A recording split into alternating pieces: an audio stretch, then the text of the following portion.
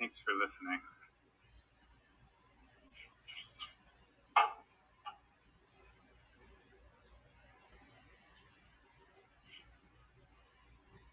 So would you raise your hand if you were at Aviva's talk earlier today? A few of you just, yeah, she was talking about a bunch of riddles that were in Eicha Rabbah. It's pretty cool. And just want to propose here, this is one of my favorite lines from Tehillim, from Psalms. This is Sanchidati, which means my riddle. And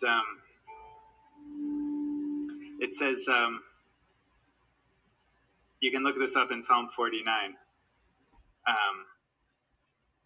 on Safari if you want to, but because I'm just taking a few choice quotes from here. Mostly the parts where the author promises to reveal the riddle. And it's not totally clear if the psalmist ever actually reveals the answer, but he or she does promise that that you can't really answer the riddle with words, because the paradox of life can't be unraveled through the verbal capacity, even though we try our best as Jews with utter verbosity all the time. But he says, "Eftach lechi norchi dati." I'll tell you what. I'll turn to the harp, and that will open up the riddle, the paradox of being. But he does say, "Ach Elohim yifted nafshi miad sheol," that God, it's really only God that will be able to pull up my soul from Sheol, from the depth of underground, the great unknown, the great question, the She'elah.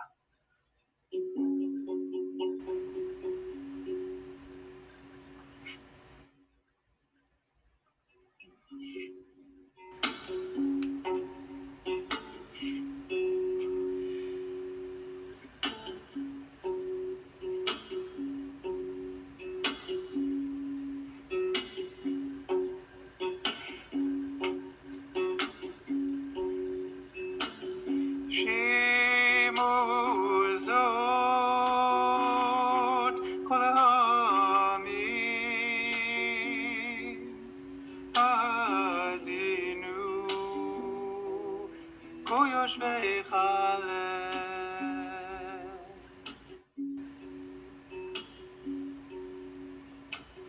גם בני אדם, גם בני איש, יחד השיר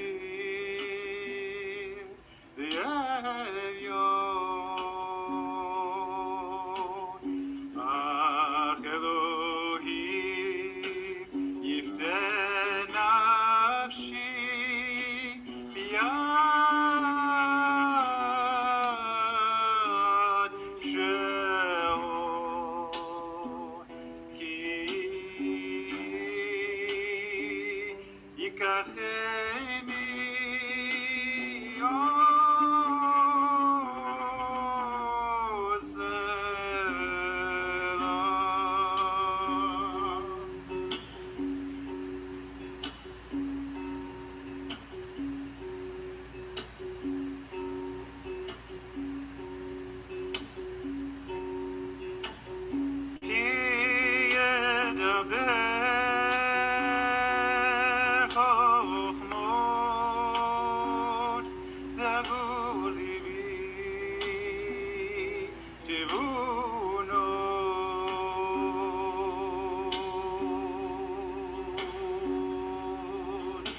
התלם אשר אוזני אפתח בכינור חידתי, אך אלוהים יפדה נפשי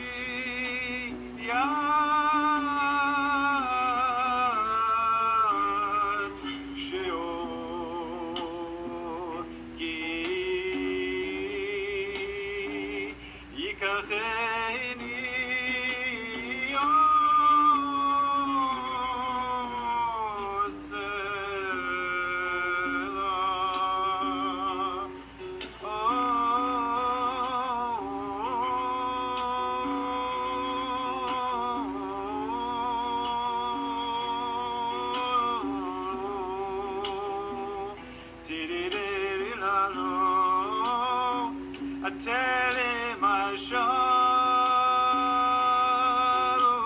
אוזני אפתח בכינור חידתי,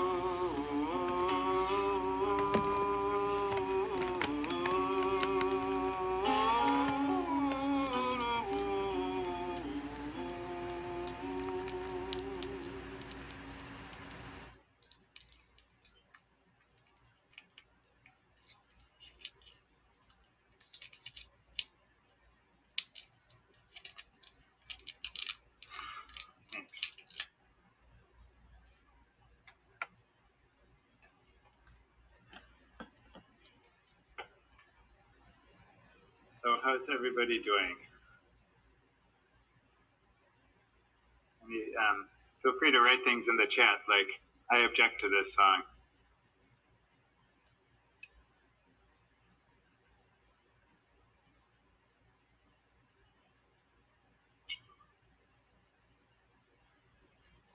I'm going to play one more song.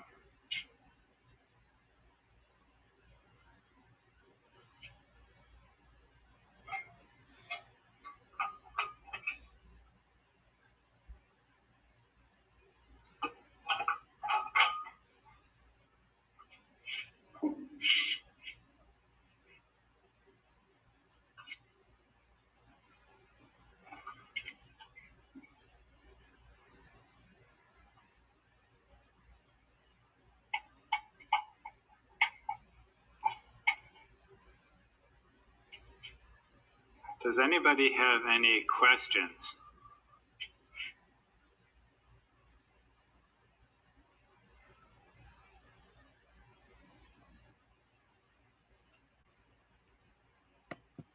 feel free to raise your hand if you want to. There's a raise your hand option somewhere, I believe.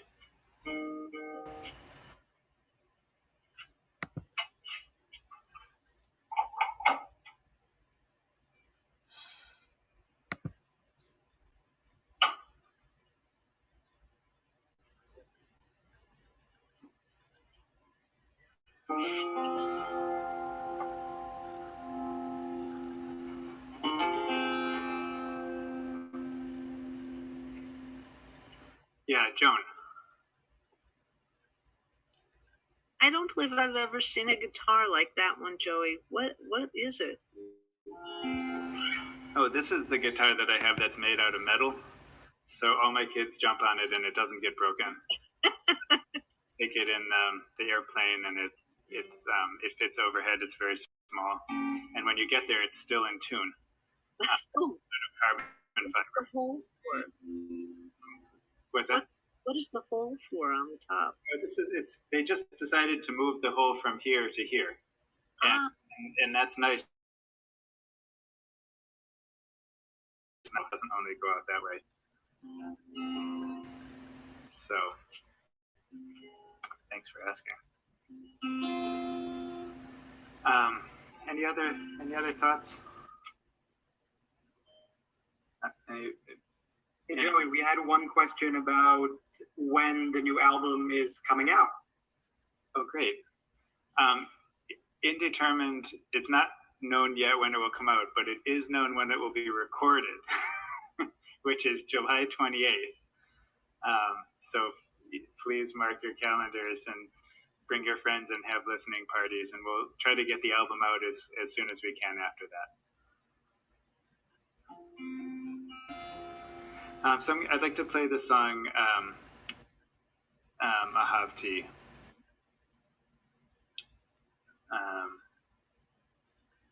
Just here. It also feels like a Tisha B'Av song in some ways. It's a story of having survived quite a bit. Many of the Psalms have the same story, sense of having survived terrible times, and having elements of gratefulness for that, and also it's never quite fully grateful because you never know what's coming next.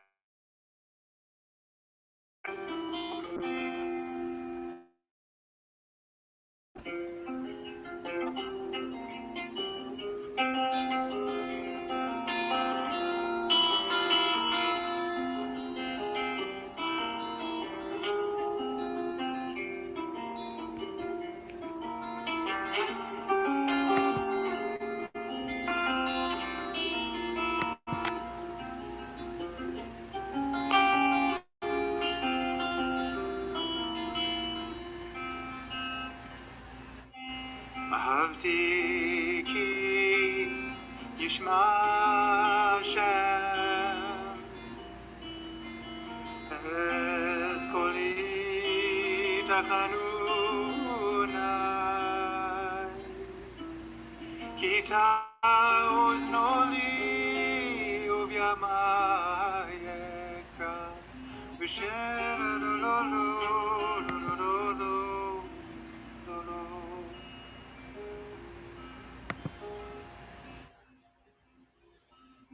Afafuni chevlei mavet umitzarei sheol mitzauni tzara v'yagon emtza v'shem Hashem ekra.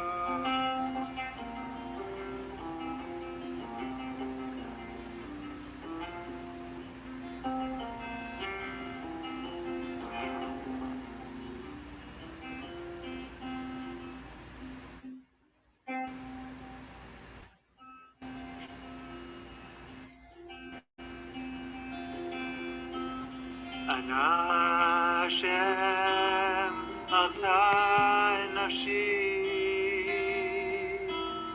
Chanun Hashem litzadi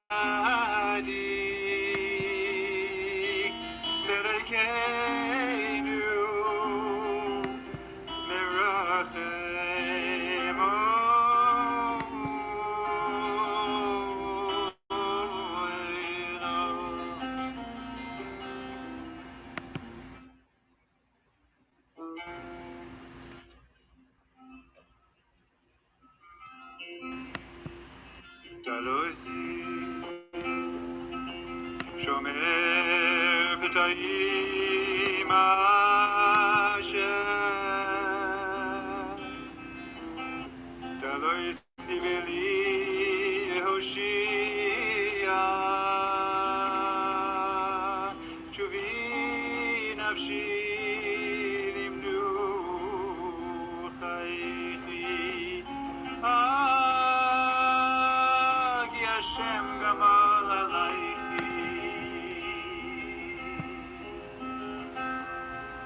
Kichilatzta nafshi imavet, Eseini bindima, Esragli nidechi,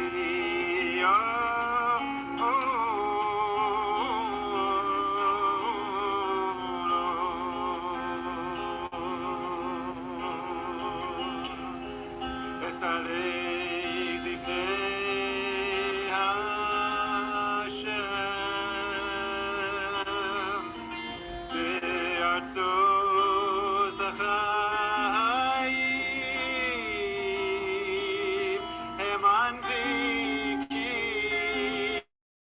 adaber, ani aniti me'or, ani amarti bechofzi kol adam koseo.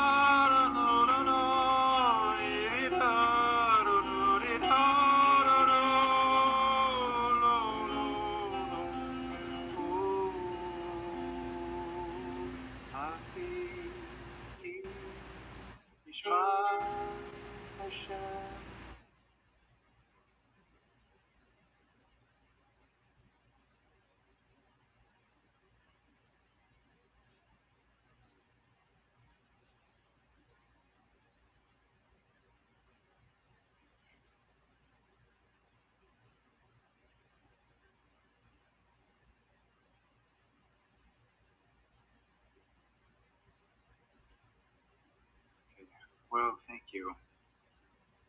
I do very much appreciate the privilege of getting to make music, and to get to do this with you all. Many of you have joined me on Sunday nights and at other times along this path. And I appreciate my mother being here, who taught me how to play my first chords. And I want to wish everybody a smooth transition out of Tisha B'Av and a bit of a path towards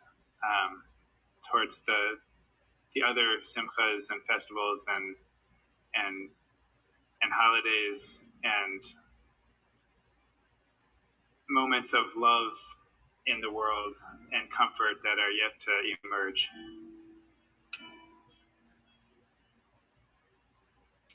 And thank you all for being here tonight, and I can't wait to get to see you soon. And please do join us on July 28th, and if you didn't get it yet, the link should be up there. See you soon.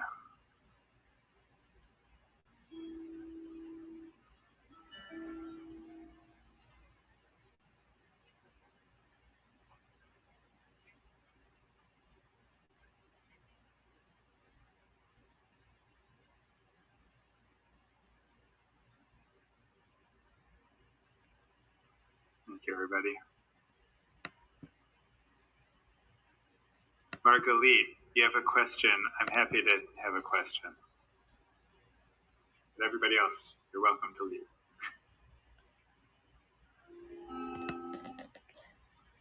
You can just unmute yourself and talk if you want to. Okay, so I'm just curious, like, what musical influences are the most prominent and inspire you the most in your music? Because I've heard, like, a lot of fiddle music, Americana, as well as, like, sort of maybe, like, traditional Ashkenazi stuff, and also, like, just generic American pop, too, a little bit. I'm just curious what influences you the most. Yeah, all of the above. I like all of those things.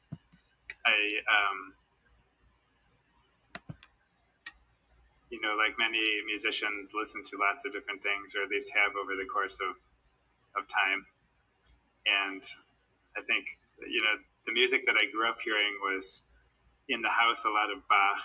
My mother played a lot of Bach. And in the,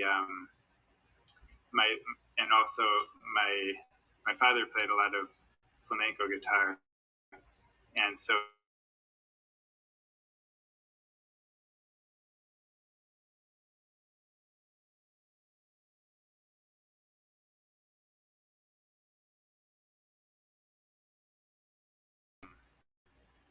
I didn't discover music for myself until I started playing blues in blues bars in Milwaukee when I was about 12 or 13. And just really went crazy for that kind of music.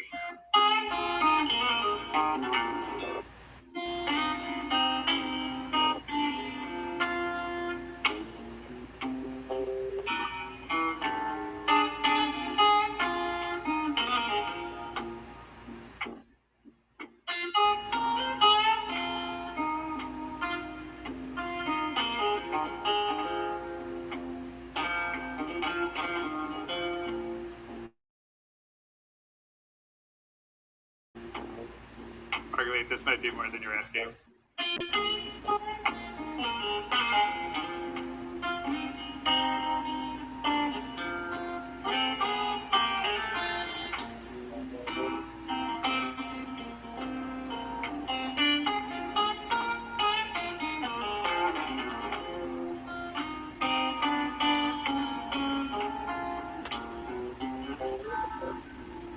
So that's some of the music that I grew up hearing, and then lots of old Nigunim from different singers, and then jazz, and I can't even really say it all. But if you know, one person that comes to mind to listen to is that I really have enjoyed along the way is, let me pull one out. I like the clarinet playing of Pharaoh. Clarinet player. How about that?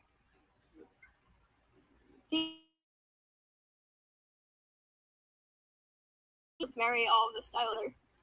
Yeah, eventually, when you're studying music at first, Margaret, I can't see your face, but I see your name. But when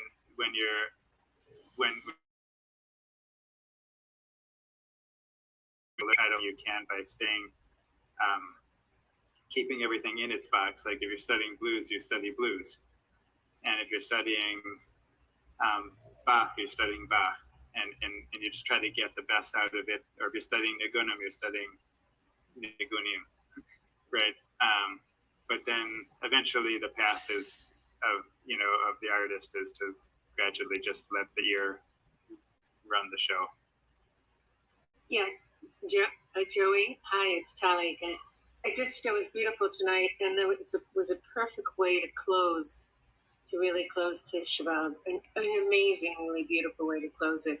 And just following along, I just really feel like, in terms of your world, it means to me it kisses the old and the new, and I just anyway, I don't know why, I just feel like it's this beautiful kiss of how you take us on a beautiful journey. And I've always felt that I really feel sometimes when you said Macedonia, I just feel, I feel like sometimes I feel like I'm in those Turkey, in all those countries, and all that you really bring the Sephardic and the Ashkenazic together with the old and the new. So it's a real gift, and thank you. And we love being part of your process on Sunday. Thank you. Estonia is a cool country because it sits at the crossroads of lots of different places. Right. And so you get historically all these traveling musicians who would go through and stop there, and certain areas would become repositories of lots of different kinds of music that would all melt together. And the United States is one of those places right now too. Yeah. Okay, everybody. Well, thank you so much, and have a good night, and see you on the 28th. Bye.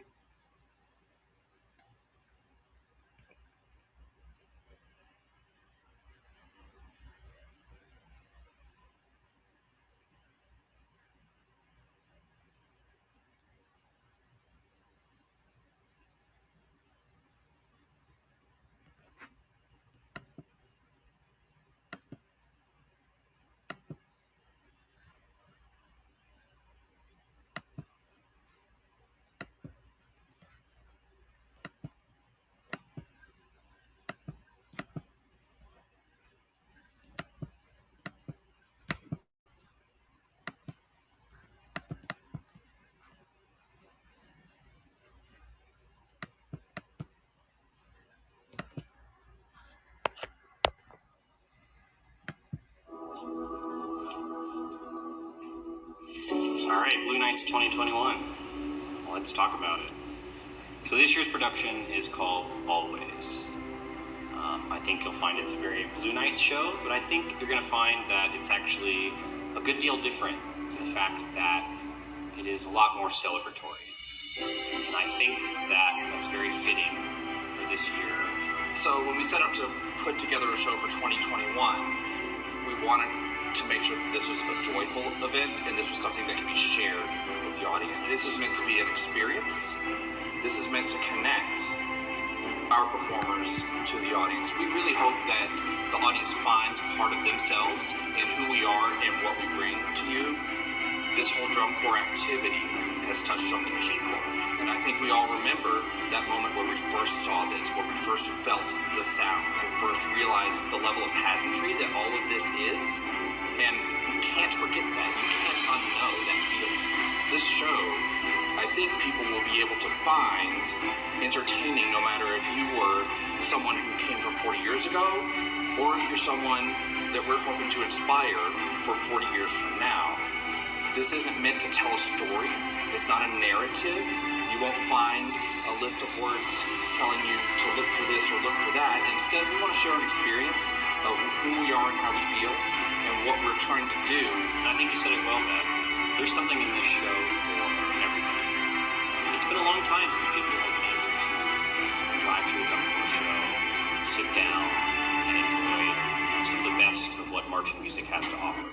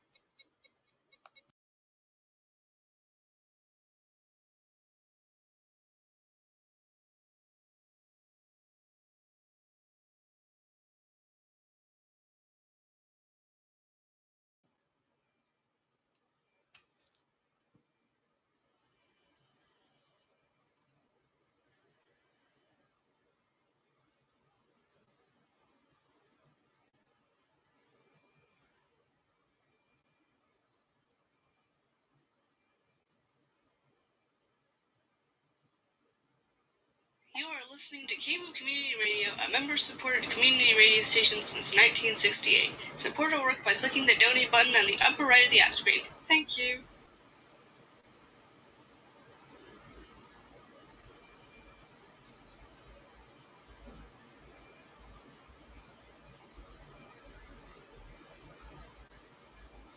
And you know, went out to see the OJs and they introduced themselves. I love the OJs. TSOP. Yeah, and you know, I'm checking them out. And I'm thinking, God, you know, they're all related. There's just no chance. But you know what? I mean, and this always because I always got to come back is that I got to work on Levert's first gold record. I'm not kidding you. I mean, I just like, oh, I'm here. You know, I didn't even have to have a conversation and say, oh man, I still love your dad and your uncle and all that. But I mean, that was kind of cathartic for me that they kind of said, well, you know. And we talked about that a while ago. I said, Ramsey, we didn't have you because this is horrible. I talked too much. But we didn't have you because you were the meanest cat. We had you because you actually tried to do the stuff that we told you to play. I have a story question. I'll try to compress it as much as I can. Sure. Okay. The great Canadian player, Oscar Peterson. Oh, yeah, of course. Walks into a club, and when he walks into the club, there's a solo pianist up on the stage. Yeah. Well, people turn and they see Oscar Peterson, and they say, "Oh, God just walked in." Oscar turns around and says, "No, God is up on the stage." It was Art Tatum. Oh. Now, and they didn't even, the people in the front didn't even know that. So yeah, I know they made jokes about him being that, but I tell you what, I've lifted him note by note and learned how to play him. And play Art Tatum and get fired. But I can't, to be honest with you, I can't listen to I can't listen to Art without just tears. You know, it's so emotional. I can barely make it through a song. It takes me a while. You know, I start getting into one of the tunes and it's like an all day thing. Here's my question to you: when you work with other people in your supporting cast or as a sideman, and when people begin to unpack you, what's their impression? You're more than just a sideman. You're more than just a pianist. You're more than just the leader of the group as a sideman. What do you say to you? Yeah. Why do I stay humble? Yeah. Well, one of the people that I worked with, and he turned into a great friend as some of the other artists. I worked with this guy, Carl Anderson. Singer, vocalist, dancer, Broadway, all over. Doesn't know who he is. Yeah.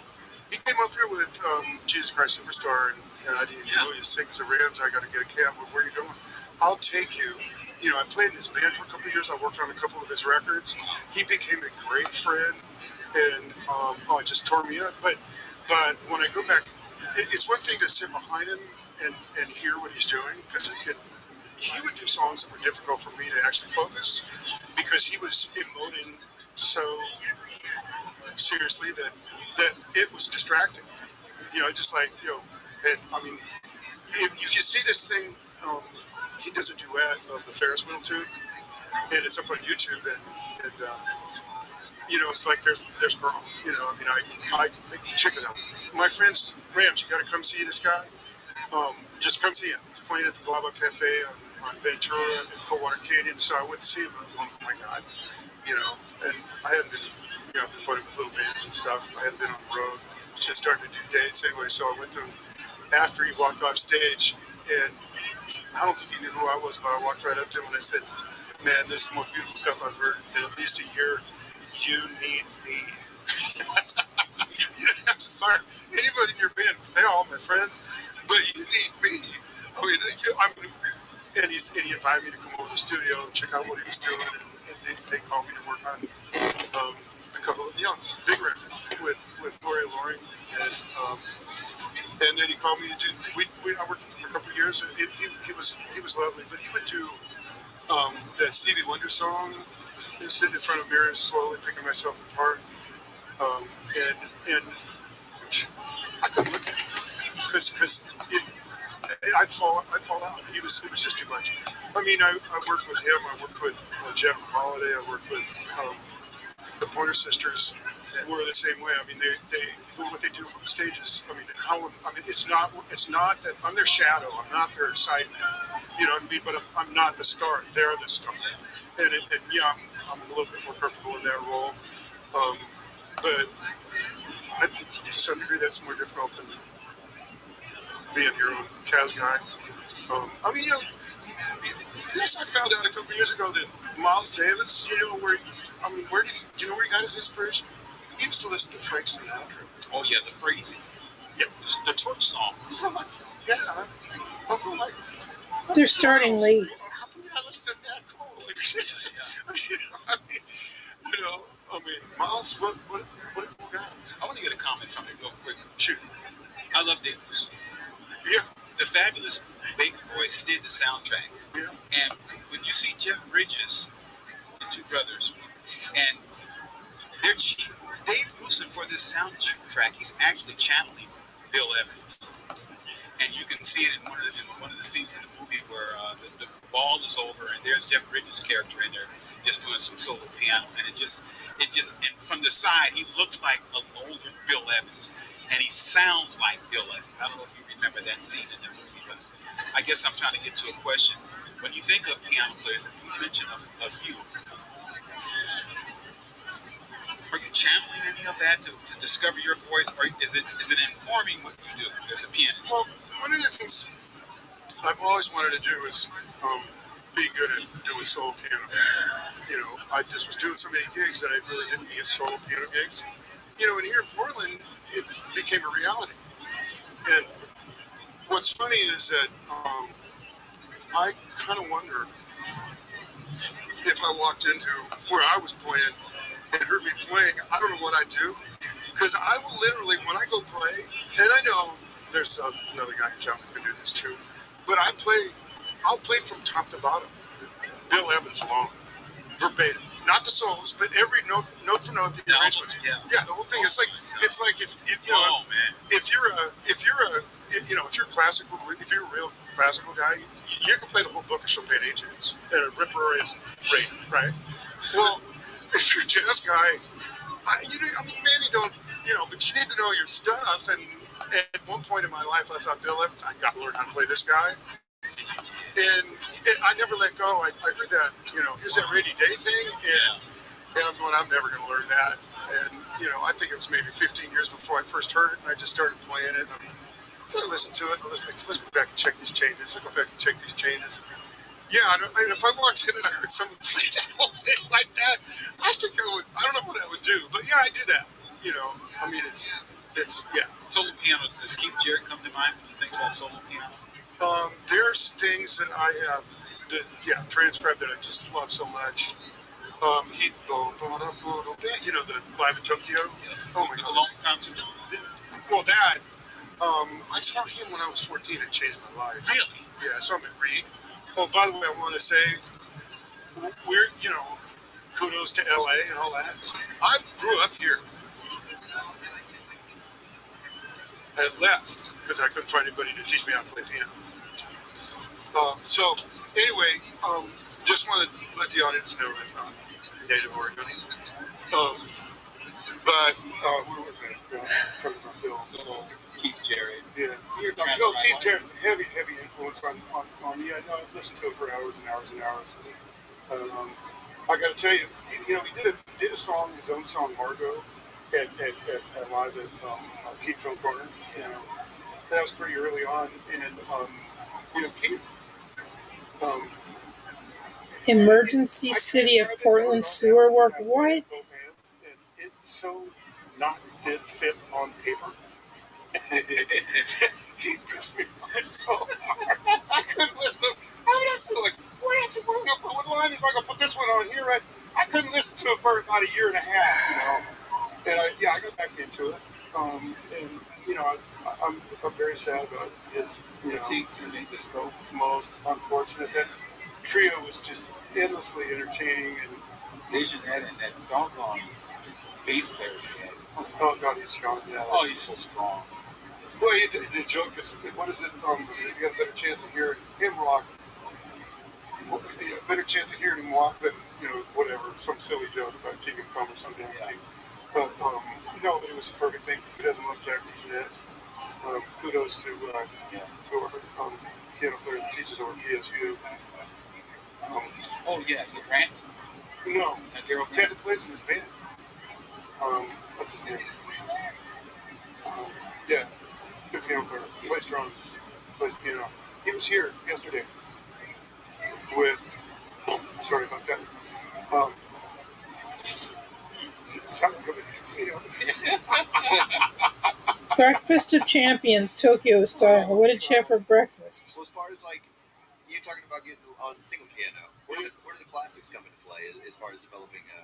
Classics like Mozart, or well, I mean, yeah, we're being general with rock, but like, yeah, where are the classics come into play as far as influences and being able to develop your style around that, and then being able to apply it into. Well, classical music is. I mean, the history goes back a long ways. The father of modern piano is Frédéric Chopin. And I was very fortunate to run into a guy that actually showed me how to play it. So you can't really do a whole lot without that. You can trade influences. That's one of the things about Chick. I mean, Chick is a combination of, he didn't just draw from jazz influence. Of course he did. But he listened to Bartok. You can hear that in his melodies. You can hear Mozart in the articulations, like the way he made it sound so brilliant and happy. It's a very, very choice with notes. Very, very. He didn't. He seemed to play a lot of notes, but there were a lot of notes that were very pointed. He just was. He made it sound really bright. It was. He played fast notes. He played on top of the beat. It sounded like Mozart. It was very, very fun music. You're almost like the way you're describing it. You know Spanish Dance by Shostakovich, that little quick sprite kind of. It's really quick, but it's very bright. Anyway, it sounds that sort of description, almost Mozart-esque, but really, Well, there you really go. crisp, and you kind of cut through it a little bit. Yeah, no, I think because Chick seemed to have a fealty with Mozart. Oddly, the Beethoven stuff is a little dark, it's kind of funny. You mentioned Oscar, and one of my favorite piano players, one of my favorite piano players, he's older. He's in his 80s. He still tours with El Gran Combo, Rafael Otero, and he just tell you flat out who's your biggest influence. Oscar Peterson. Wow. And you never hear him playing any, what do you do? No, you never do that.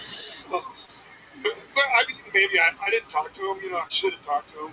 I went to see him when they were here in Portland about 10 years ago, and I was blown away. I just had to see him because I love that band.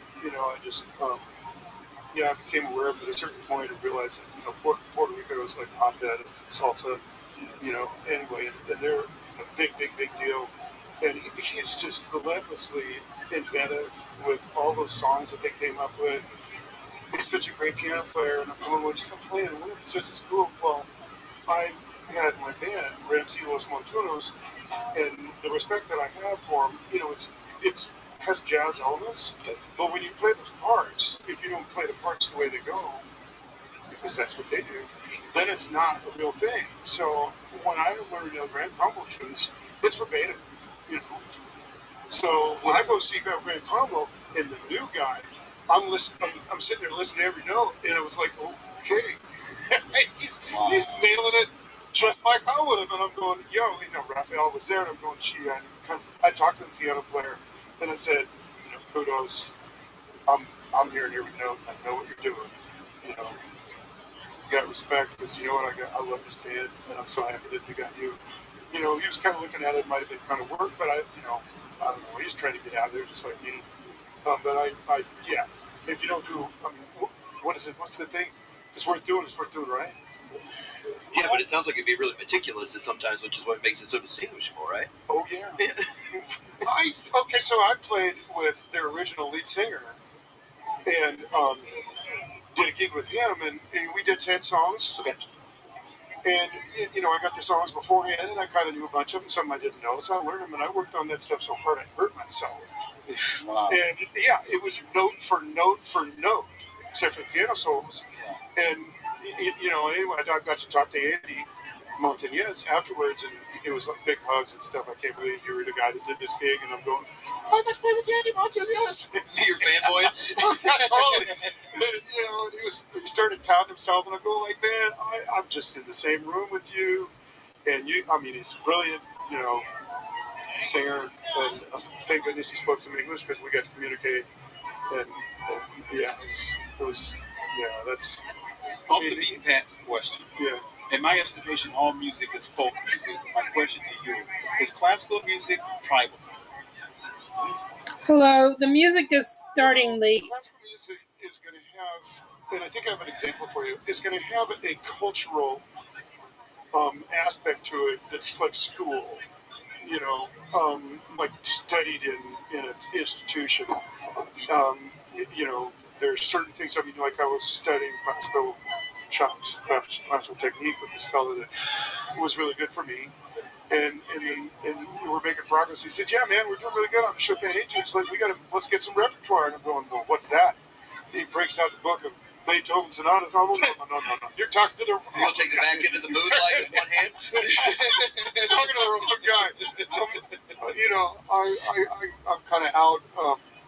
Anyway, I was working on one of the etudes this morning just to, you know, make my chops. Yeah, I get my chops going a little bit, but yeah, it's so that's a very yeah. I mean, it goes back a long ways. And what's funny is when I started learning that stuff, it was all behind the Iron Curtain. It was not available. There was only a couple teachers teaching that stuff. And you know, my teacher learned it in the '60s, and I learned in the early '70s, and it was where do you go to find that? Well, how did you? Where'd the time? Where did it bring you? He was a fifth generation student of Liszt. Oh wow. Yeah, maybe fourth. I don't know. But he had a master's and later got a PhD in piano, and it was from behind the Iron Curtain. And if you wanted to learn how to play Russian style piano like Vladimir Ashkenazy, you had to be one of those guys, you know. Then I'm sure it's different now, but I mean that was what that was. And, you know, I mean we're working on this one etude, and he's ripping through the thing. Oh, you'll be able to get it this quick. And I'm going, okay, well, I'm about 10 metronome markings going on that. And he said, well, you really want to play it? Here, you put on Vladimir's record. He was 14. He was like, oh my God. I mean, it's like Indianapolis 500. Yeah. And then he re-recorded them all later in life. I got to see him twice. And what was cool is this guy was beyond technique. Really? Yeah, he played. It just the emotion came out. Wow. You know, that whole Russian thing. Scriabin. He played some Scriabin, and those guys were nuts. And I don't know what to tell you about that. You ever see Andre Watts perform? I think I have, but it's been so long ago that it's like he's eating the notes. Yeah, you know what? You probably got a pretty good education somewhere from somebody. There's probably somebody at Juilliard that, because I don't want it to sound like I know what I'm doing, but this guy literally showed me how to play it. It wasn't like, oh, work. No. Yeah, work. And he showed me how to do it. And it was easy. But I think it was easy because I was playing 10 hours a day. He's showing you how to do it, or it sounds like you sound like from the script, like you're showing you how to have a good time with it more than anything. Yeah. Well, I mean, it's sort of go like, okay, piano, wow, you sit in front of the piano, that's got to be boring. For me, it's like the space shuttle. I mean, I can't think of anything more exciting than playing the piano. You know what we are, living in this world.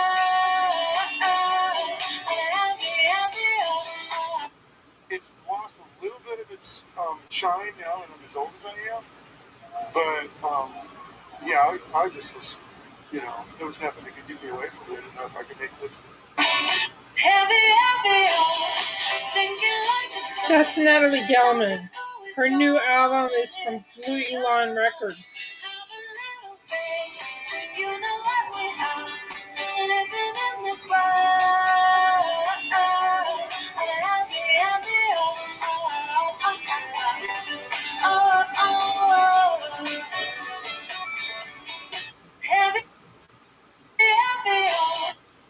Well, why do you say it's lost some of its shine for you? Just has it got banality now that you've been doing it so long, or? I've been doing it for 65 years.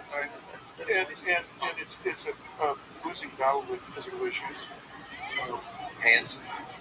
Yeah, they aren't here for that, so we're going to feel a lot better next, whatever it is, about 8 months or so. I don't know. I mean, but this doesn't happen forever. I'm glad that I got to do all the cool stuff that I did, and they called me to do the Jim Wright thing. Yeah, I mean, they called me to do Of all artists. the Portland Jazz folk called me to do a web report thing too. Joe Zawin then, huh? Wait, what is this? Explain this to me. I'll tell me about this. What is it? I did the other tribute. I did the tribute for Joe Zawin. Oh. And yeah, it was an hour and a half of music and an hour of road report. Oh my God, it was the most difficult music I've ever played. It's like it shook ribs. Yeah. Black market, but you do. Yes. Yeah. We did all the hard tunes. Yeah, like all the hard tunes. Yeah, what we do, the hard tunes. Oh man. Yeah, that was thrilling. Oh yeah. Well, I've been playing that one since it came out. That was PK. Dude, they said 7 o'clock. It's freaking 7:20. He used to play Remark with Dave Mills Big Band. Dick Mills, Carlton Jackson. No, I actually recorded what Mark made and have it on solo. Am I on the wrong feed? Put that on the next solo record. My wife's, she sleeps. Okay. When I play. Okay. Goodness. Something, I go to sleep. So the mics were up, man. I just turned them on and I played it, and I was just thinking about her, not about the music. Yeah. Yeah, it's pretty cool. It's better than the first version. But, yeah, that music is. I mean, some people go, "Oh yeah, I'm trying to hear that." No. That was magic. Yeah. Old dreams, new dreams. Now we're getting into some more of the avant-garde stuff. Don Cherry and Holland. Good grief. Maybe. Oh, I guess maybe I was on the wrong page.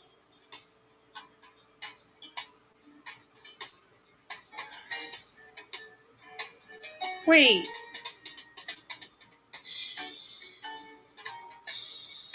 Is it starting from the beginning?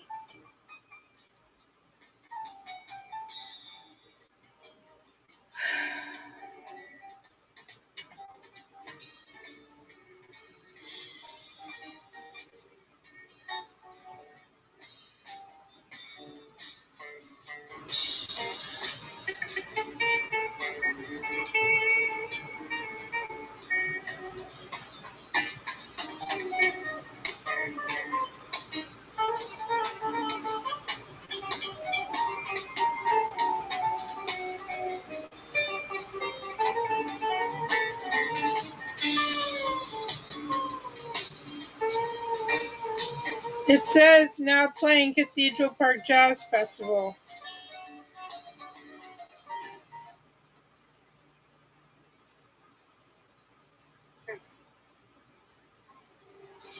They're still talking. Politics and whatnot. Yeah.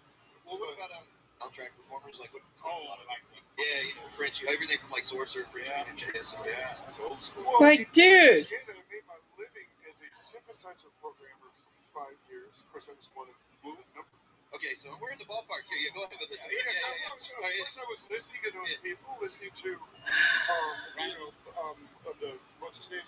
Rick. The movie with Morricone. The movie. They will come back to it. No, but all the movies that have Vangelis. He did that movie with Blade Runner. Yeah, that. All right. Like Alien, the first movie. Yeah. Oh, that was great. Jerry Effects. Goldsmith, wasn't it? Yeah. Well, actually, can't film that. Anyway,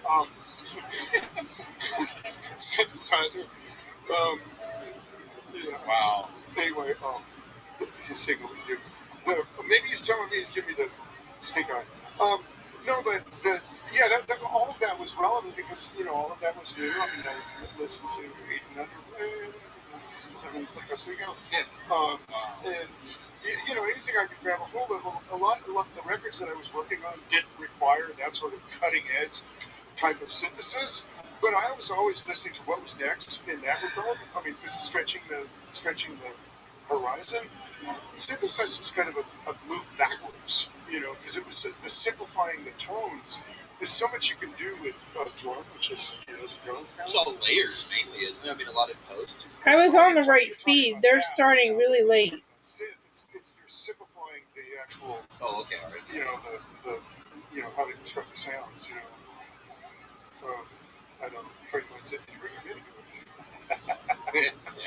It's more complicated than that now. No, I didn't. Yeah, it's funny. Minimoog is great for hand programming on a gig. I don't use one anymore. They make a new one now, but I'd buy one. But it's a useful tool to discover new stuff. I always wanted to. Yeah, you're talking synthesizer. Yeah, it takes you. And I am DJ from today. This is the Snoqualmie Falls in near Seattle, Salish Lodge, and that's the wedding that's happening right now. What was your approach to developing today's set? The approach for today? Yeah. I mean, so it was kind of out of the box for what you typically do. Well, lesson learned from doing Wind Report is don't pick a whole bunch of songs that you don't know by the baddest on the planet. All right. So I went with, let me see if I can make this work if I just pick the songs that I know and then maybe one that I don't. All right. And that was Sorceress, and the Sorceress was it beautifully. It is. Well, I know, it's very cool. Wasn't it? It's Al Di Meola. I mean, that was you scare people with that solo? Yeah, Al.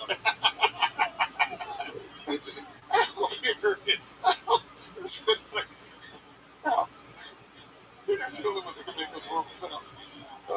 My wife said she knows I'm working on it. I got the studio downstairs, and she's all the way up on the second floor. Comes downstairs, she goes, "You know what? Hey, I'm so glad that I'm not married to a guitar player." Oops. Oh no. What does that imply? Well, I mean, the guitar sound that I use is kind of goofy, but it's really fun to play. Starkey.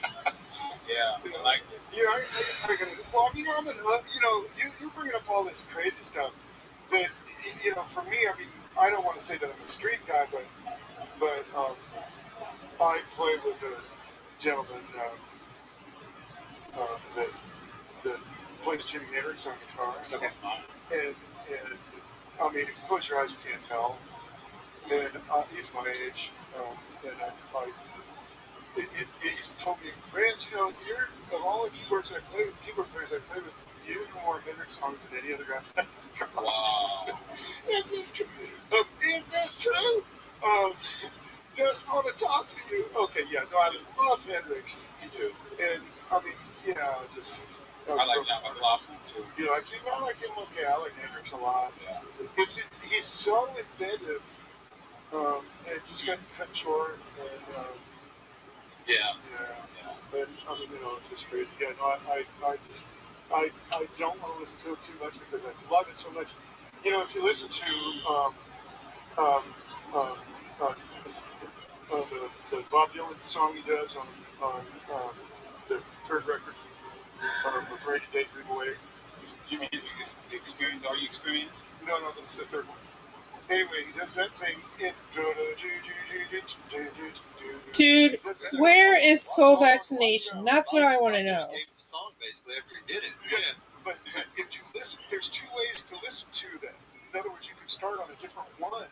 So you can hear Jimi Hendrix solo one way, and then you can listen to the other one, and you can hear a whole other Jimi Hendrix solo. It's like there's two solos. Right, I'm following you. I so love that. I'm like, oh man, that's such a gift, because I can't listen to it too much because I want to get tired of it. And I'm not going to transcribe it, because I don't want to know what it is when I hear it. What I like a lot about the experience too, especially the live performances, and obviously the videos that I'm able to see, but is that it carries an aura to it, an ambiance to it, like in the senses that like there's a lot of times where it's almost so chaotic. Who the heck is that? Stage, what they're doing.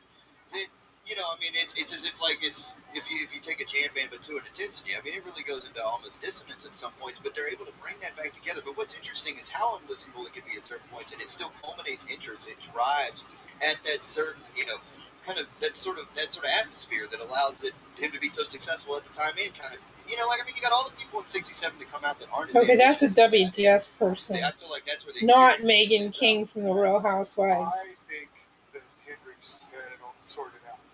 And that he reversed those guys, and they all done that stuff, and that was how it was all part of it. Yeah.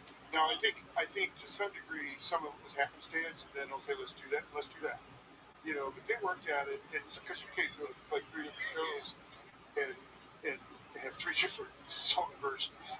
No, they played that stuff the way that stuff went. I mean, Like, dude, how long are they going to talk? That's what I want to know. I'm not a patient person when I got 3 hours and 15 minutes sleep and had another migraine trigger. Soul Vaccination was supposed to start 29 minutes ago. It's the last group performing. Where are they? Like, WTF. Well, as a musician now, were there still challenges? Unless I got the time wrong. 5:30 to 6:30 to 7 to 8:15. So where the hell are they? I feel like we kind of jump all around the things, but what challenges, is there still anything that you would, not that you see as a pipe dream, but something you see as realistically you can still accomplish for yourself? Well, I'm going to finish this next solo record. We've got some things that are very hard to play, and, I'm just going to take the good takes, and keep doing it until I get it, because it's supposed to be entertaining. It should sound good. But the other thing is that, over the COVID thing, I'm a performer, even though I ended up being a as a recording musician for 5 years in LA. That's all I did. I'm a performer, and see, that's me. And that was gone, so instead of me woodshedding this, that, and the other thing, I'm sitting there fixing windows, rewiring my studio. Whose baby is that? With Red Foreman crazy. Yeah, I mean, I refurbished my board, which means I took the whole thing apart, put new caps in it, put new transistors in it. I just went nuts and redesigned a bunch of new stuff, and I'm going, okay, well, maybe we'll just have to work on that instead of, Shed, and having the Chick Corea thing come along was like, okay, now I don't have a choice on what I'm going to play. So it was like, this was a gift. This was really a gift, And Chick is, huge fan of Chick. He did so much for piano. It's, and he brought, it's like that thing where, Raphael learned from Oscar Peterson, and then I learned from Oscar Peterson and Raphael. So it's like I'm both guys. I'm both of my teachers. And, that whole thing is there's kind of, there was an intro that I played from a song that is by Martha Camelia, and the inspiration for the intro for what was that I played today came from, I think his name is Eric Figueroa, and he plays an intro to the song Dame Un Tragico. And we used to play that in my band, and I just, instead of playing Chick's intro, why don't I play the intro that went over to Puerto Rico as an inspiration from Chick, and then came back over the ocean, and then I play it because it's an inspired song. This song is wonderful to play. I played the intro, and I'm going, you know what, I'm going to play the third generation version of the Chick intro. Because it went, came back. You see what I'm saying? Yeah. I thought that would, because I'm going to watch it, we'll put an intro on this, and this intro. All right, well, we're going to have to cut it for time, but Ramsey and Vic, I appreciate you sitting here talking with me and Eugene tonight. So, and we also enjoyed your performance. You were listening to KBOO 90.7 FM Portland, live here at the Cathedral City Park Jazz Festival with Soul Vaccination live. Right now, here we go. Soul Vaccination, all across the nation. People love that chick. Pocket pops, yeah. When you get the notion, Soul Vaccine's got the potion. Set yourself in motion. Yeah, I'm talking about Soul Vaccination.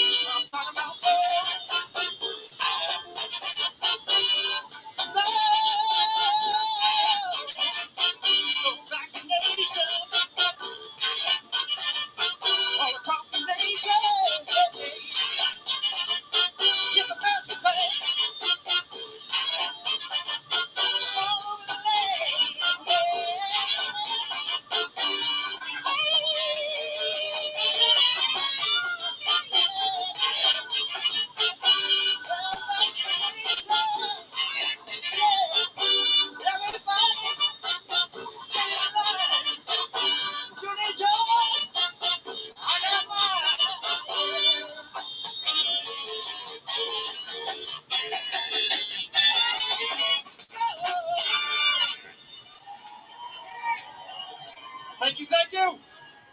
How y'all feeling tonight? Yeah, push. Oh, it feels so good to be back. I think everybody's just ready to get their dance on. That's what I think. All right, this next tune will make you a little bit happy. It's our take on a little Pharrell song called Happy. Yeah, we only waited a year and a half.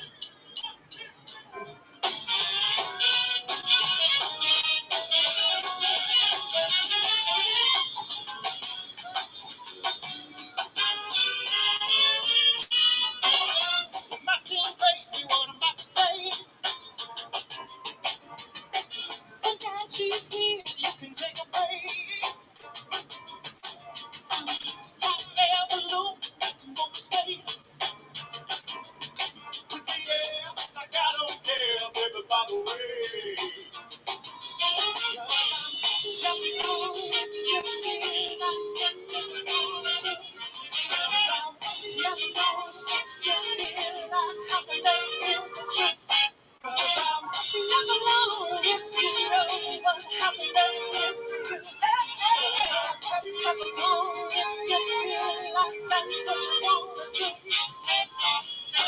Messing crazy, what I'm about to say. Sunshine, she's here, you can take a break. Hot air balloon, let's go to space. Like I don't care, there's about the word. Here's why. I'm alone, if you feel like a room without you. I'm alone, if you feel like happiness is the truth. Cause I'm alone, if you know happiness is the truth. I'm alone, if you feel like that's what you want to do.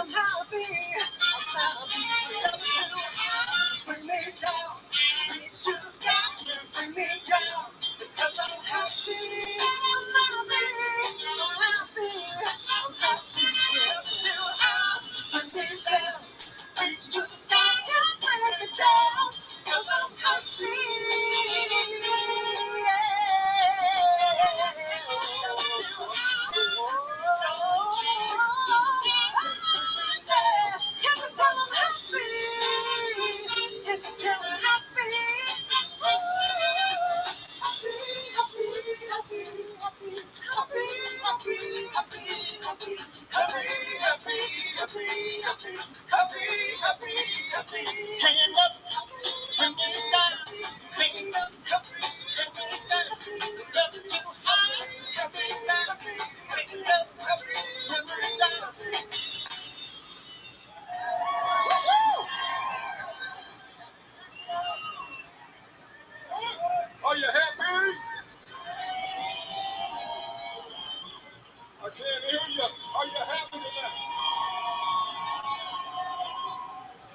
should say we waited a long time for this, didn't we?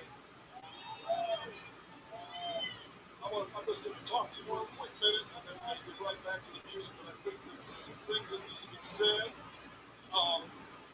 We've survived an epically tragic year this year. Yeah? Every one of you survived, though.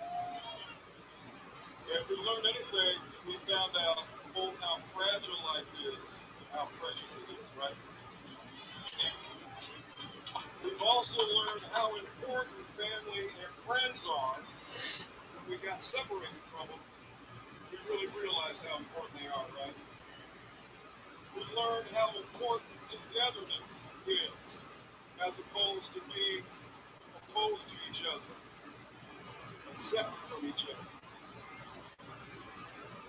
Togetherness. That's what we're doing today. And so it's one big representation of humanity. If we say this together tonight, we're going to make it. Can you say that? Let's say it one time together on the count of three. We're going to make it. 1, 2, 3. There we are. All right.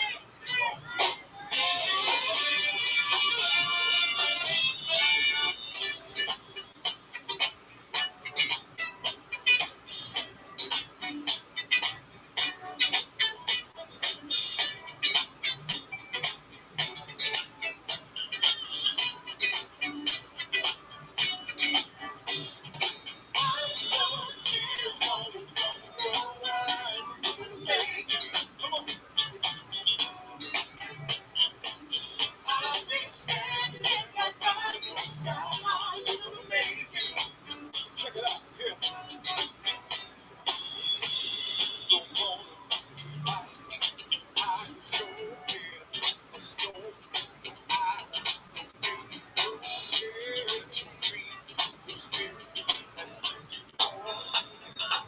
God.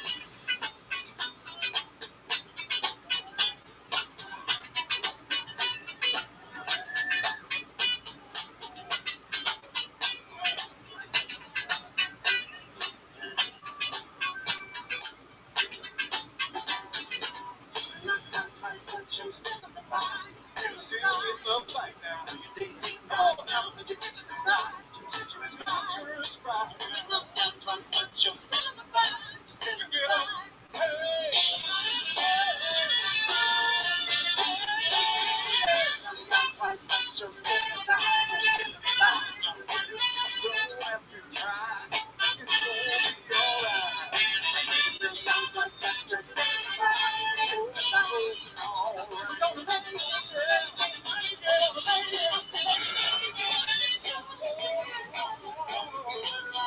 make it. Gonna make it inside.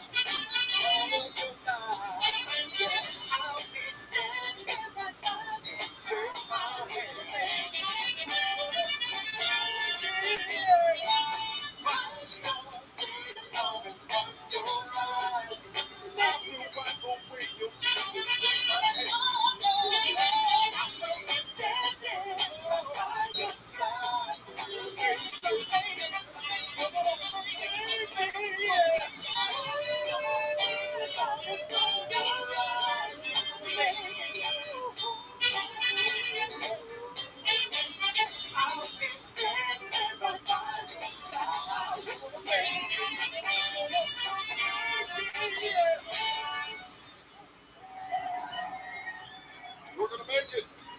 Give it up for Mark Wyatt. Give it up for Mark. Gary Harris on tenor saxophone. All right, this next one is going to work out the horn section. Give it up for the Soulvax horn section. Wait a minute, I gotta say, I'll get killed if I don't do this. My daughter co-wrote that last song, so. Yeah, horns. You ready, guys? We're gonna work it out.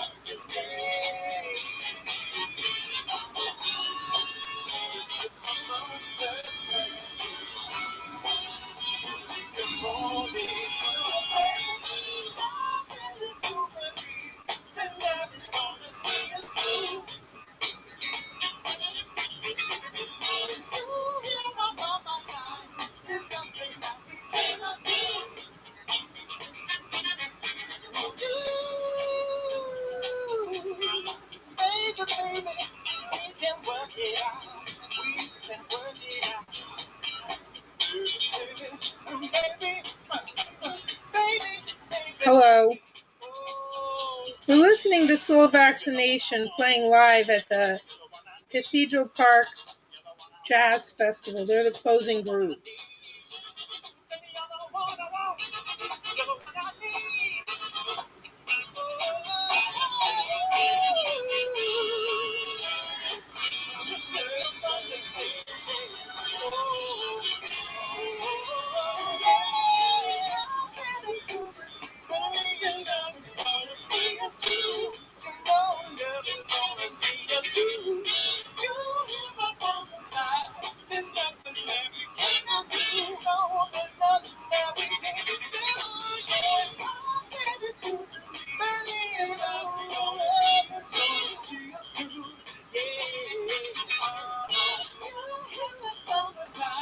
There's nothing that we can't do. Oh, yeah. Oh, baby, baby, baby, you're the one I need. Here we go.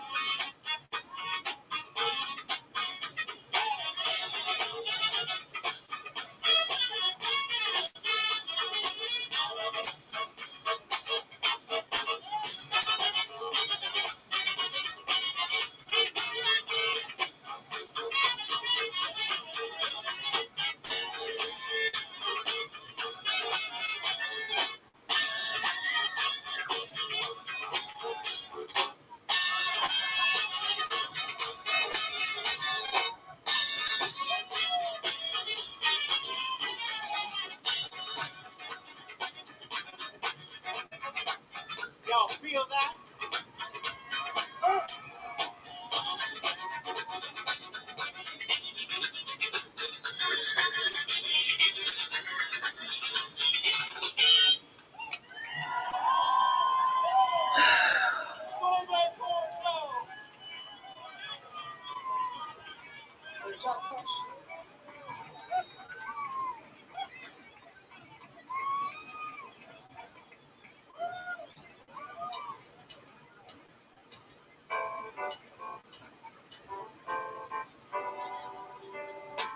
So that's the original song, y'all.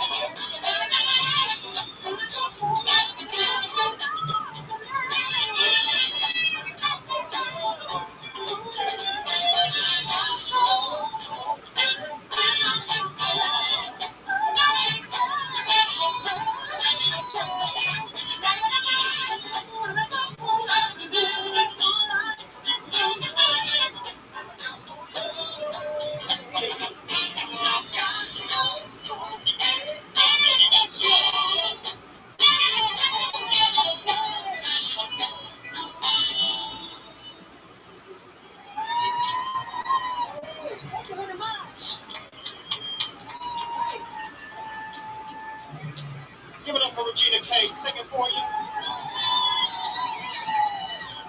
And give it up for Timmy Bryson on alto saxophone. And now we're going to slow it down featuring the exact same tune. Because they did such a great job. Because they did such a great job. Think about it. Let's slow it down with a little spin. Y'all remember this?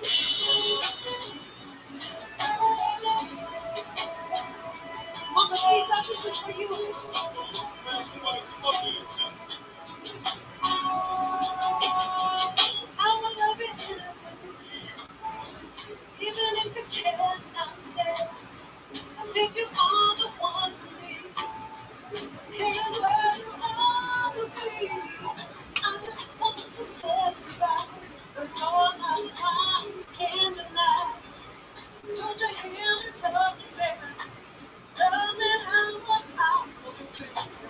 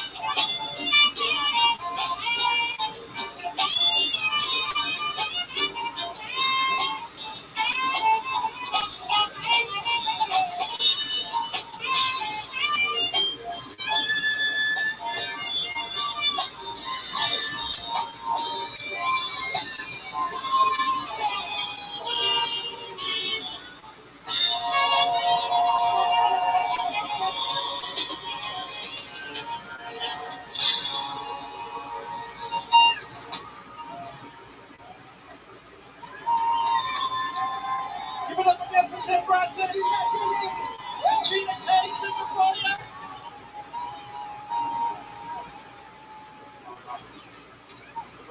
Take a break. Band's gonna play some Tower Power. You guys like that? Yeah, that's why we're taking off. So we can listen to. Just another way to do it is such a treat to have. Not one, not two, but four.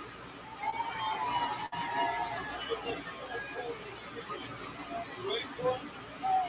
All right, here we go.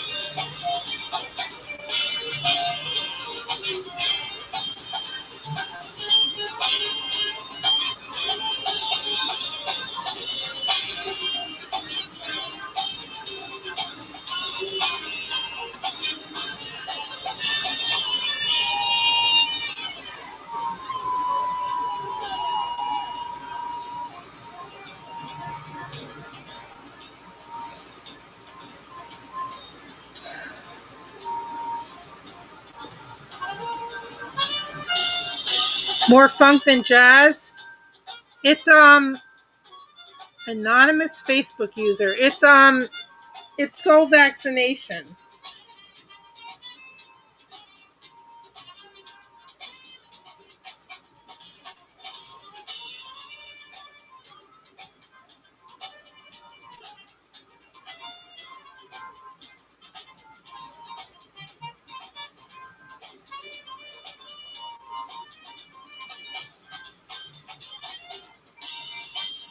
I wonder if I look on Facebook if it says anonymous Facebook user or if it tells me who you are.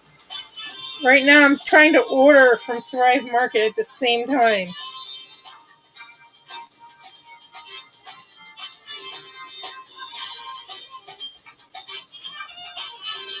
And it keeps freezing.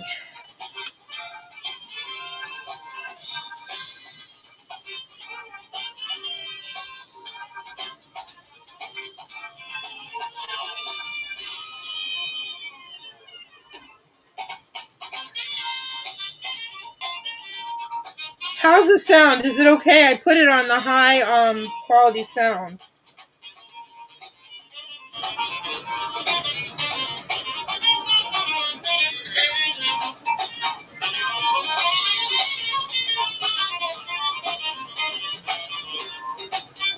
There's too many items in this grocery box. I only want it to be $50 to get free shipping and then add a free gift.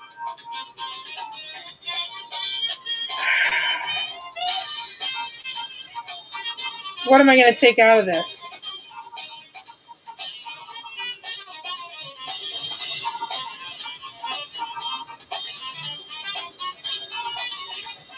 I'm trying to order the turkey sticks because they're 20% off for the next 4 hours. I figured I should buy another one. Let me see.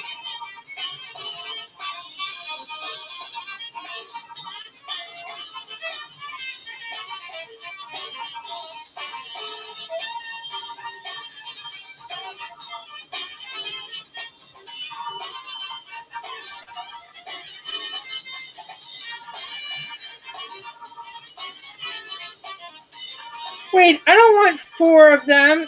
They're saying if you want the chocolate covered hazelnuts, you have to buy 4 packages. I don't want 4 packages of each.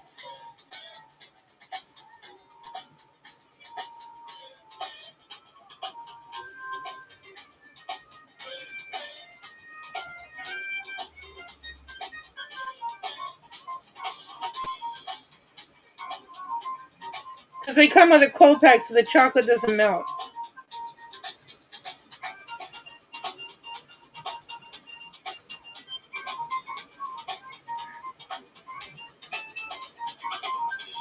I figure maybe I could add my lentil soup to my French fries and onion rings to add some protein to what's left of the French fries and onion rings.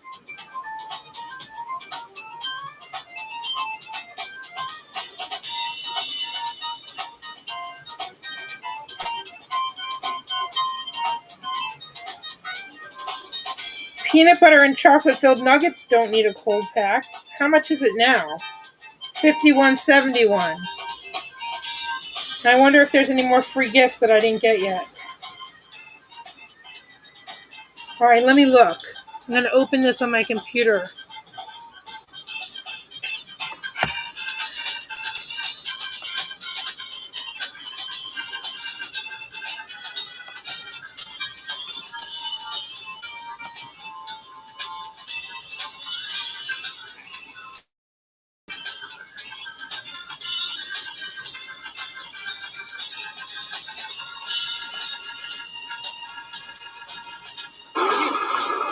Hi everybody, this is DJ Prashant. I am going live after a long time and I'm here because I just ran into a beautiful view. I'm doing an event tonight and it happens to be at Snoqualmie Falls and I want to show you those falls. So check this out everybody.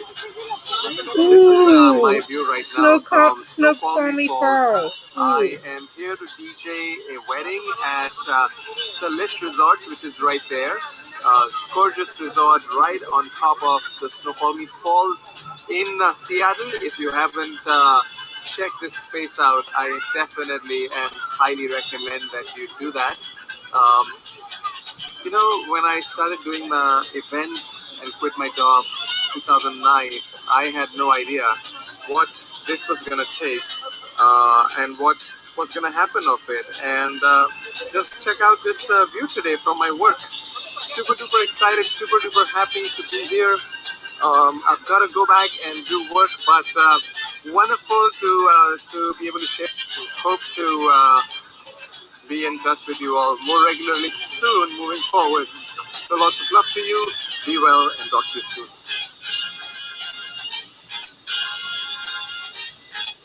It's not letting me like it, probably because there's too many things open at once. All right.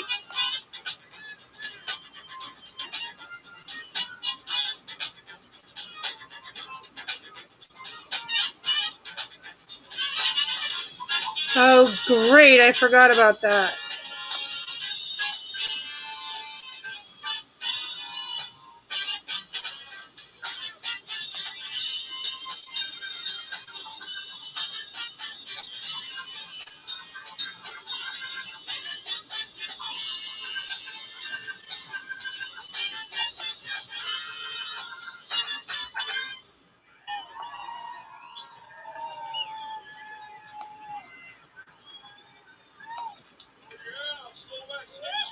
Soulmax Nation rhythm section, yo.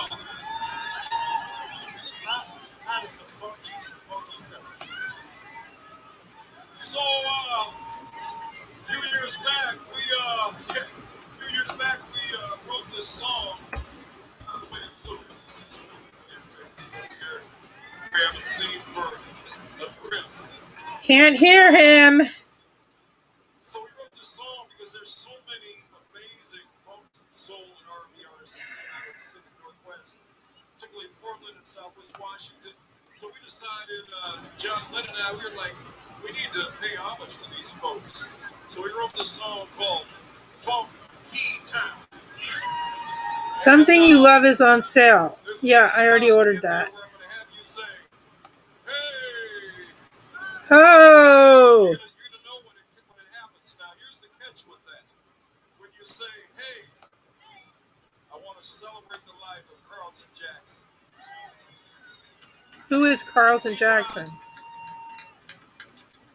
As a local musician, a national stage musician, educator, radio host, he upped the game on music as a whole and taught us how to really experience music in the most glorious way possible. So this song is dedicated to Mr. Carlton Jackson. Funky Town.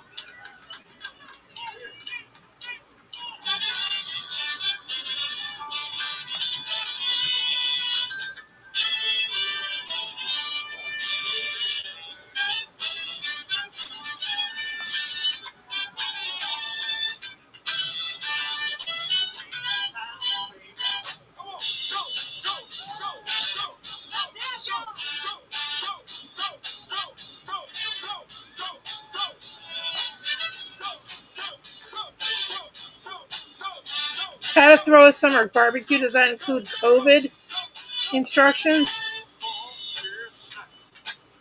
Fish tacos.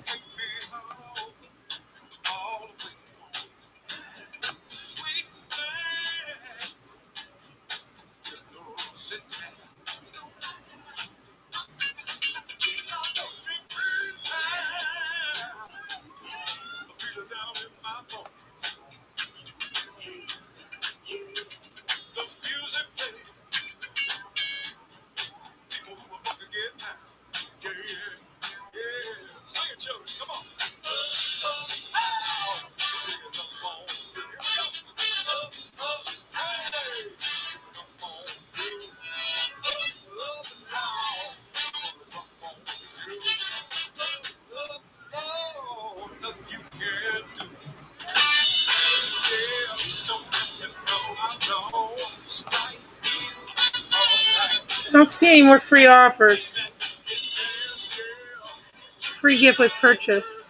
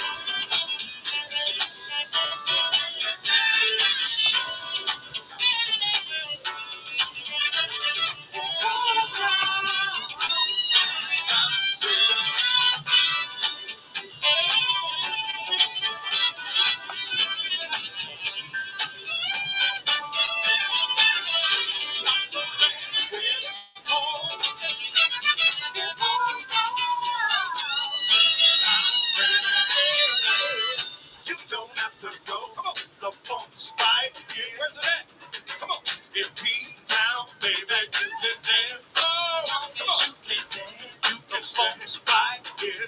Let's give props to all the folks on our yard out of P-Town. Bill Brown, thank you. Thank you. Rodney Steen.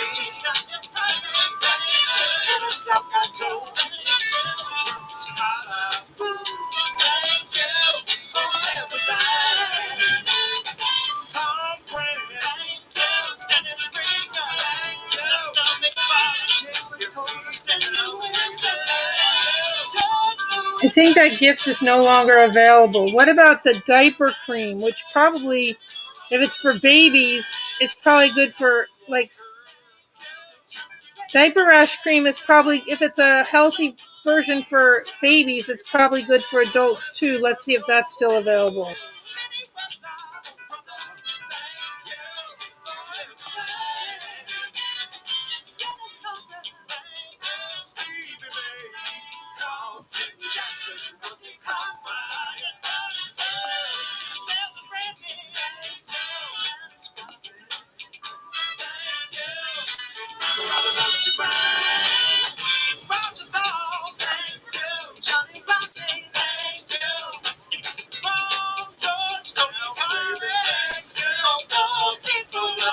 So vaccination.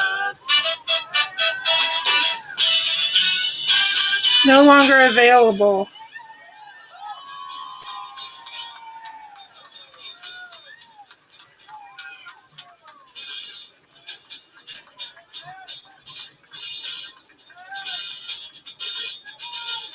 Gonna take you to Louisiana. Congo Square.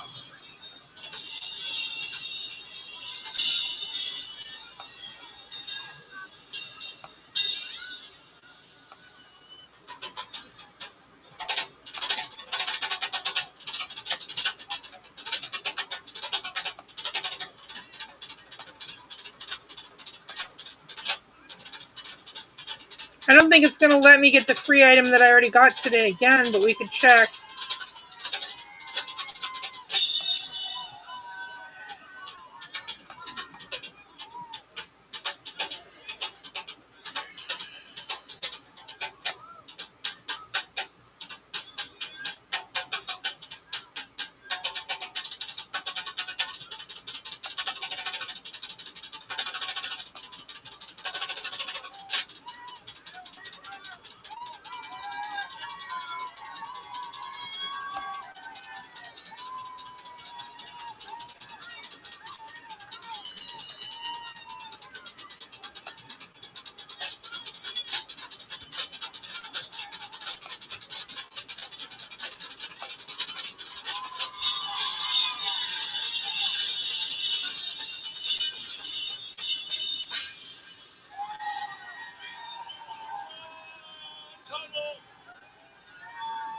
Limited to one use per household.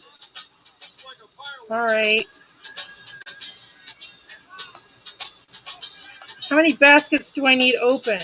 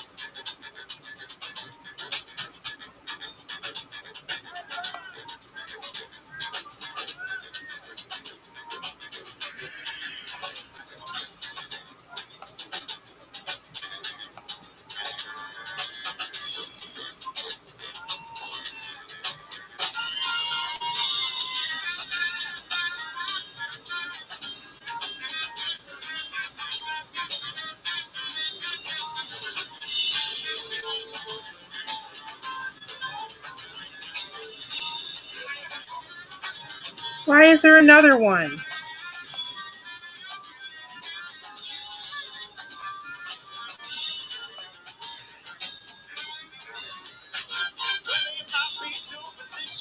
But some kind of stuff is going on down there.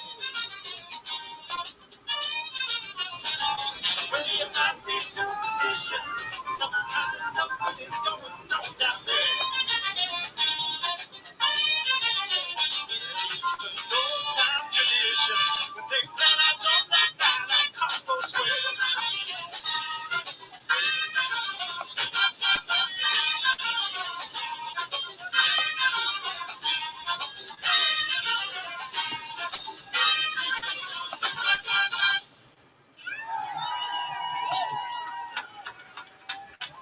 Oh yeah, how y'all doing? Woo! How you doing, Tutu? I know you're listening out there. Miss Kelly, Miss Candy, Jason, Rich. Thank you guys for coming. We appreciate it.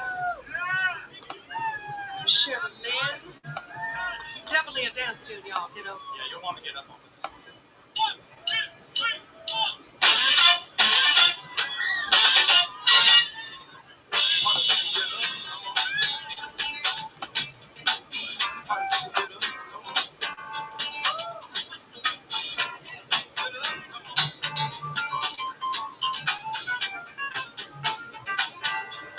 So who commented? I can't see it. Let me hit refresh. Quad. This isn't. Is this?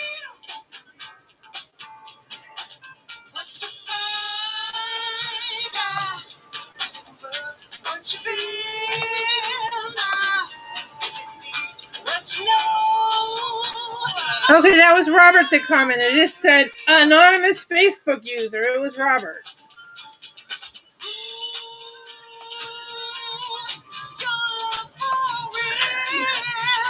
Soul vaccination. I'm going to type that in the chat. I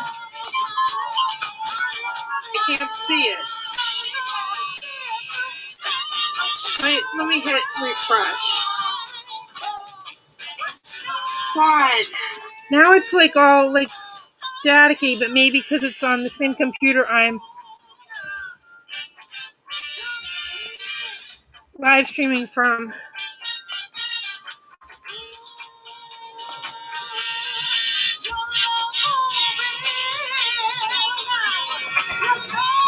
All right.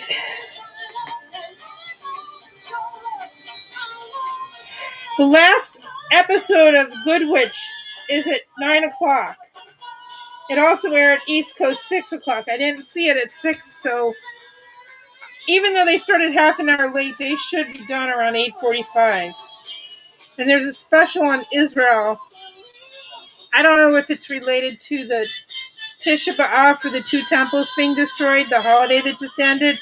Is that why they have a special on about Jerusalem tonight? I don't know. But anyway. All right. Julianne, I think, was the best act today. She was really good.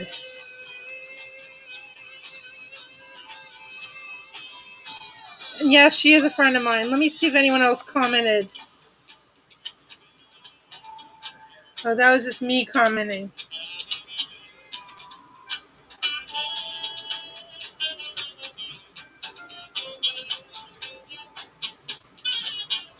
I just placed a second Thrive order because if it's something I buy on a regular basis and it's 20% off today, that's a good day to get 2 of them.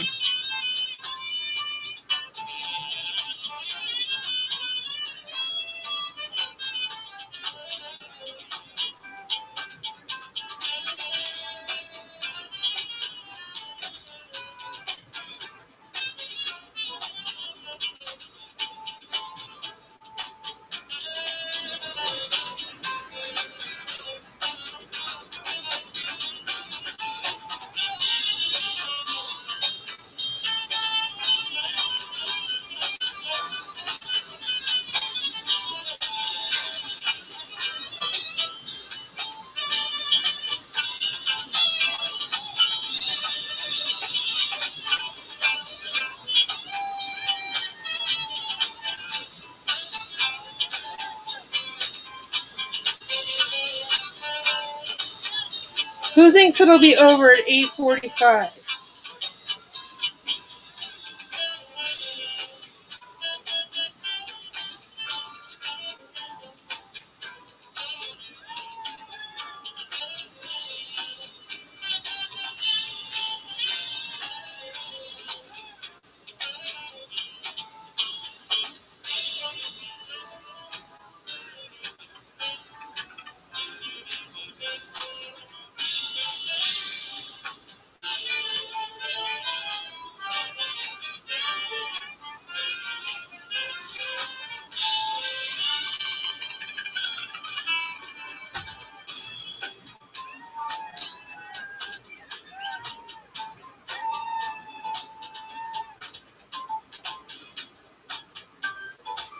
All right, I'll send a message and say, was the sound okay?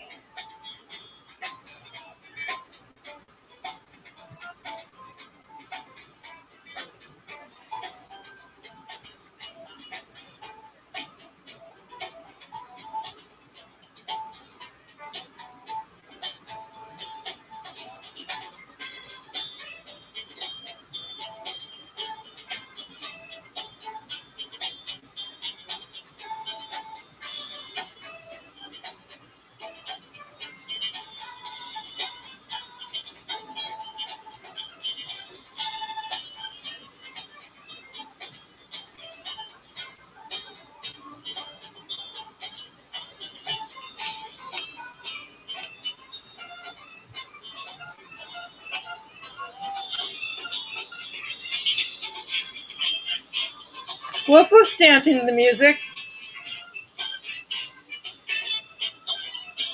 And Bear.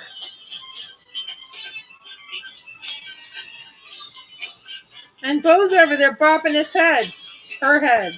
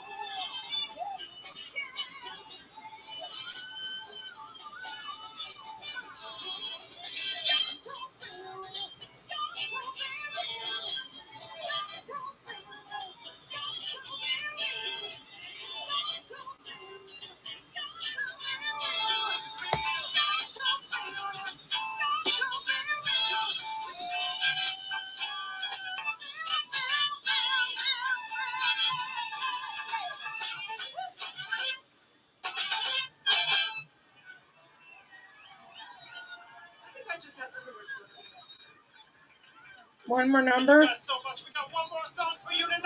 CO's right. They're going to be done at 8:45. You guys have a good time? Because we had a kick-ass time, so we did.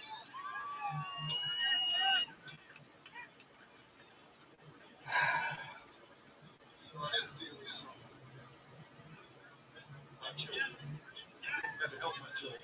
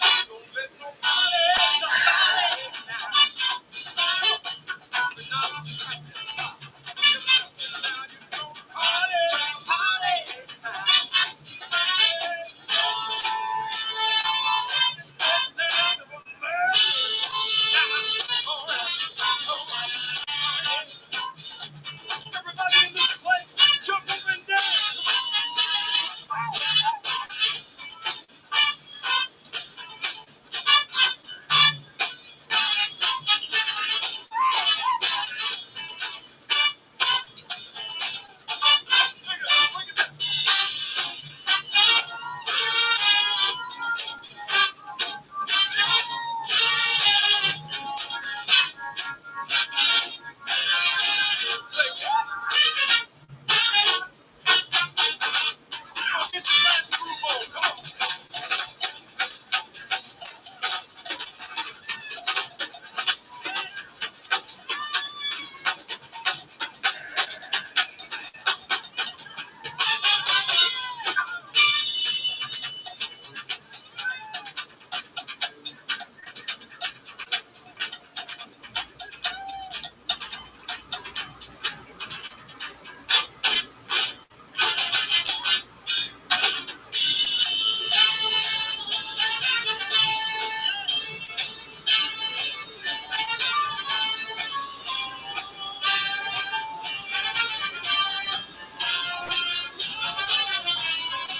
Somebody scream up in here.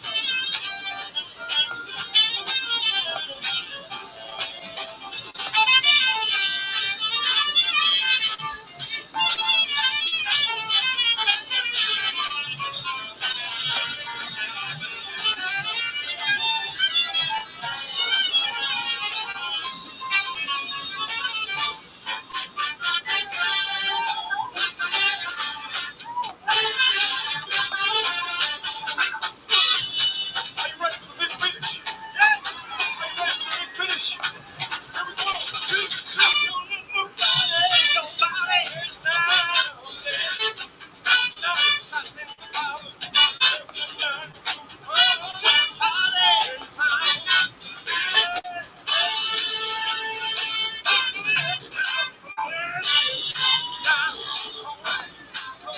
is all right. We gonna go, yes. Jump up and down.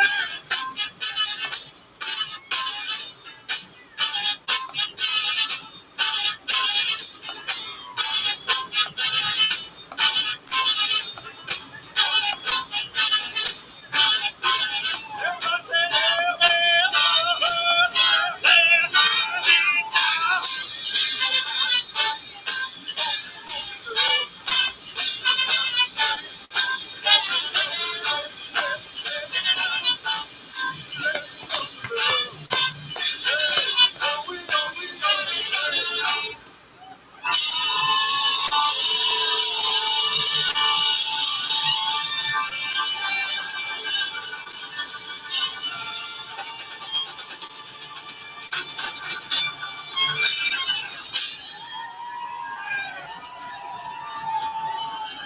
what do you think? What do you think? Woo! Oh man, soul vaccination. Be sure you go out there and get your vaccination. They're trying to tell you something.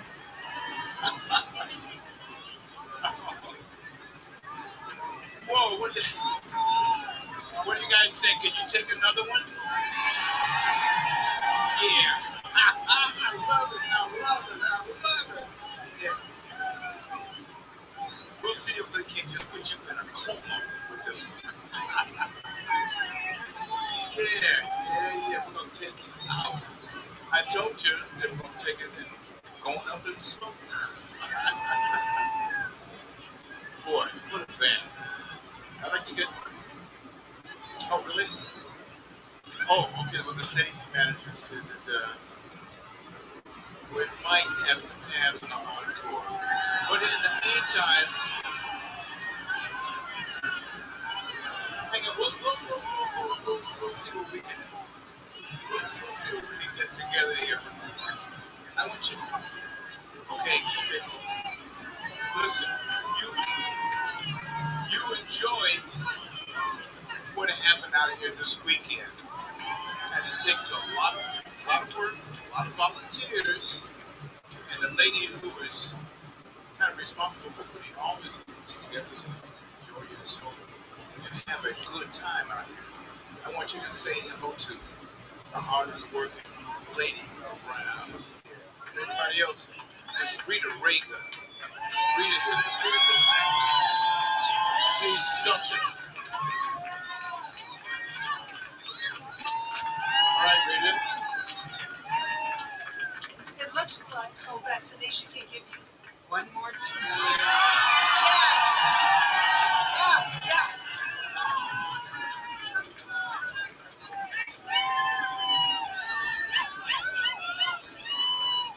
Here you go. Thank you for being here. Thank you, thank you, thank you.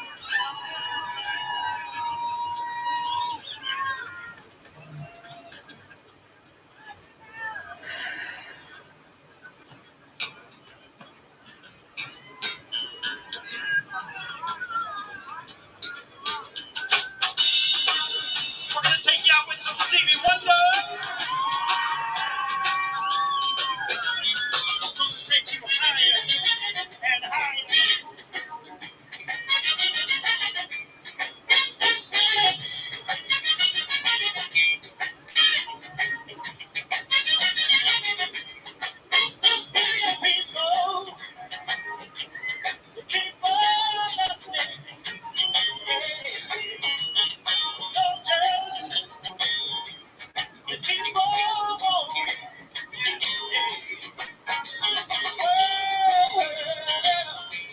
And it keeps on turning, 'cause it won't be too long. Sha-na-na-na. Powers, they keep on lying. Hey, for your people, oh, people keep on dying. Hey, oh, so they keep on turning, 'cause it won't be too long.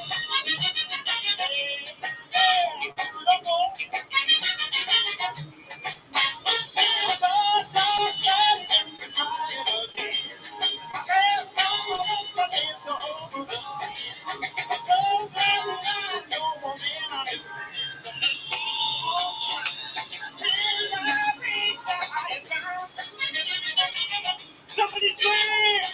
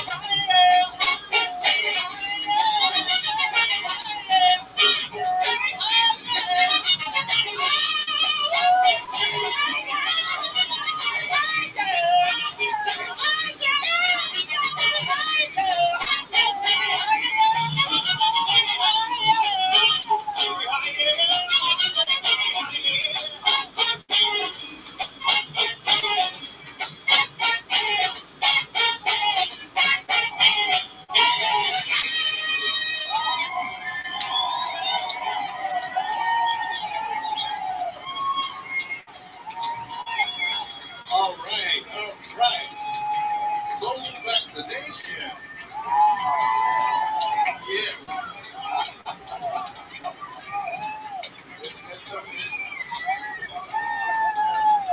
Now listen, I'm glad that you really enjoy all of this stuff that's happening on your musical life. And we'd like to have this event every year to be such a wonderful part of support for those on here. We're always in need of volunteers. All right, and that was Soul Vaccination closing things up here at Cathedral Park Jazz Festival for 2021. And you were listening to KBO 90.7 FM Portland. I'm Zach Flannery here with SJ Oxendine. That's right. And we want to thank you for listening in to this broadcast. And if you weren't here, you certainly should have been. All right, well, special thanks to our Chief Engineer, Arthur Lozota. Yeah, thanks, Arthur. Production Wranglers, Phil G. Program Director, Jezaniah Hawthorne. Lead Producer, Shenka Soderberg. Engineering Assistant, myself. And board operators, what did you say Mike's last name? Mike Patakos, Michelle Mouse, Mikey Leverett, and Celeste Carey. Big thanks to the Jazz Society of Organs event team, stage manager Bob Lubach, program director and artist liaison Rita Rega, and festival manager Yvonne Lurch. And thanks to all our KBO members that make our programming possible. If you are not a member, you can join the KBO family today by going to kbo.fm/give to become a sustaining member. Now, that's it for us here at the Cathedral Park Jazz Festival in Portland, Oregon. We're going to return to the KBO Air Room for OG with Jeremy Rourke starting at 9 p.m. I'm Zach Flannery. And I'm SJ Oxendine. Thank you for all of your support, and we'll see you on the radio. Good evening, everybody. Love's not around. Still, it's uncomfortably near. My poor heart, it ain't getting any ground. Because my angel eye ain't here.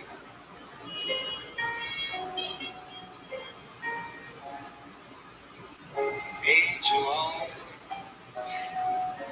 the old devil sent. They glow unbearably bright. Need I say that my love's misspent with angel eyes too.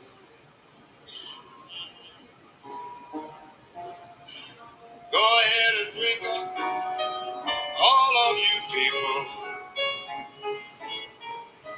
Order anything you see. Have lots of fun. You happy people. The drink and the laughs on me.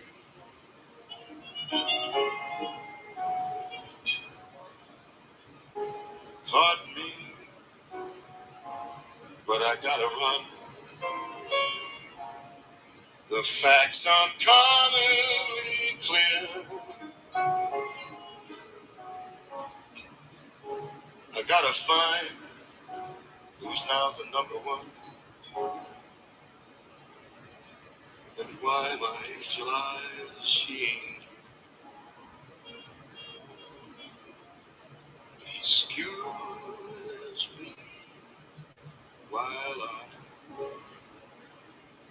disappear.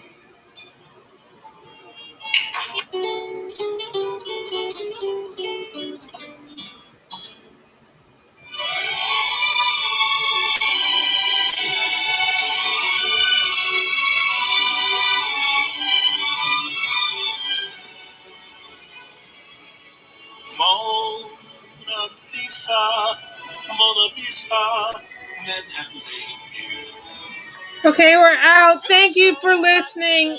Okay, I'm turning this off. I'm watching the last episode of Good Witch. Bye.